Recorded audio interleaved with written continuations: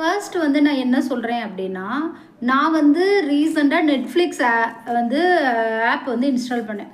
அதில் வந்து starting price எல்லாருக்குமே ₹149 தான் கேட்பாங்க. நெக்ஸ்ட் மந்த்லேருந்து $199 கட்டுற மாதிரி இருக்கும். ஃபர்ஸ்ட் வந்து நான் ஏதோ ஒரு படம் வந்துச்சுன்னு நினைக்கிறேன். ஸோ அந்த படம் பார்க்குறதுக்காக நான் என்ன செஞ்சேன், 149க்கு நான் டவுன்லோட் பண்ணி ரீசார்ஜ் பண்ணி பார்த்துட்டு இருந்தேன். அதுக்கப்புறம் நான் வந்து அதுக்கப்புறம் அந்த ஆப் பக்கமே போகிறது கிடையாது. ஆனால் எனக்கு நெக்ஸ்ட் மந்த் 199 எடுத்துக்கிட்டாங்க. ஸோ நான் என்ன சொல்ல வரேன்னா, நான் வந்து அக்கௌண்ட்டில் எப்போவுமே கம்மியான அமௌண்ட்டு தான் வச்சுருப்பேன். அதனால் எனக்கு வந்து தெரிஞ்சிடும், எனக்கு வந்து இது பிடிக்க போகிறாங்க அப்படின்ட்டு தெரிஞ்சிடும். அதனால் நான் என்ன செய்வேன் அப்படின்னா, அதை வந்து அதுக்கு முன்னாலே டேட் என்னைக்கு வருது அப்படின்னு கன்ஃபார்ம் பண்ணிவிட்டு நான் வந்து பாஸ் பண்ணிடுவேன், இல்லை கேன்சல் பண்ணி விட்டுருவேன். ஓகேங்களா? அதுக்கப்புறம் என்னென்னு பார்த்தீங்கன்னா, இப்போலாம் வந்து ஆட்டோமேட்டிக் பேமெண்ட் கொடுத்தா தான் ரீசார்ஜே ஆகுது. அந்த மாதிரிலாம் இருக்குது. அதுக்கு நான் ஒரு வெப்சைட் உங்களுக்கு சொல்கிறேன். நீங்கள் அதில் போய் கூட உங்களுக்கு எது நீங்கள் வந்து ரீசார்ஜ் பண்ணியிருக்கீங்க அப்படிங்கிறத அந்த வெப்சைட்டில் போய் என்னென்ன யூபிஐயில் நம்ம ரீசார்ஜ் பண்ணியிருக்கோம், அதாவது நான் ஆட்டோமேட்டிக் பேமெண்ட் கொடுத்துட்டேன், இப்போ என்ன செய்கிறது, நான் எப்படி போய் பார்க்குறது அப்படின்னா, ஒரு வெப்சைட் இருக்குது. அது கூகுளில், அது என்ன வெப்சைட்டுன்னு உங்களுக்கு சொல்கிறேன். அது வந்து கூகுளில்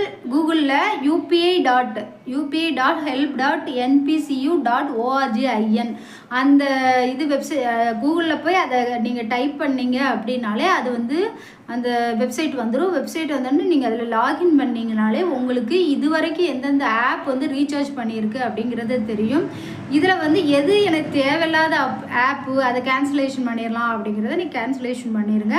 அதே மாதிரி நான் ரீசெண்டாக வந்து ஏதோ ஒன்று கூகுள் ப்ளேயில் போய் ₹2 மட்டும் நீங்கள் இப்போ கட்டினா போதும். நான் ஏதோ ஒன்று ஒரு கதையோ ஏதோ படிச்சுக்கிட்டு இருந்தேன். அப்போ அது வந்துச்சு, கூகுள் ப்ளே ஸ்டோரில் போய் அந்த ஆப்பை இன்ஸ்டால் பண்ணிட்டு ₹2 கட்டுங்க, அதுக்கப்புறம் நாங்கள் அடுத்த மாதத்துலேருந்து உங்கள்கிட்ட இவ்வளோ கலெக்ட் பண்ணிக்குவோம் அப்படி ஹெல்ப்பாக அப்படி பாவமாக கேட்பாங்க. ₹2 மட்டும் இப்போ நீங்கள் பே பண்ணால் போதும், அதுக்கப்புறமா நாங்கள் வாங்கிக்கிறோம் அப்படின்ட்டு. நீங்கள் முதல்ல இதை யூஸ் பண்ணி பாருங்கள், அதுக்கப்புறம் தேவைன்னா நீங்கள் காசு கொடுங்க. அந்த மாதிரி அவங்க கொடுக்கவும் நம்ம என்ன சொல்ல, சரி ₹2 தான், அடுத்த மாதம் கதையை அடுத்த மாதம் பார்ப்போன்ட்டு நான்லாம் வந்து ரீசார்ஜ் பண்ணிட்டேன்.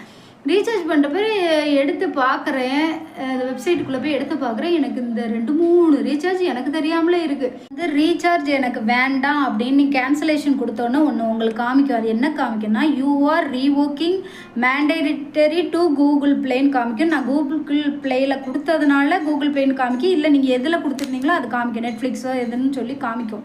யூ ஆர் ரீவோக்கிங் அப்படின்னு காமிக்கும். அது வந்த உடனே உங்களுக்கு பேடிஎம்லையோ நீங்கள் எந்த யூபிஐக்குள்ளே ரீசார்ஜ் பண்ணீங்களோ அந்த யூபிஐக்கு போகும்.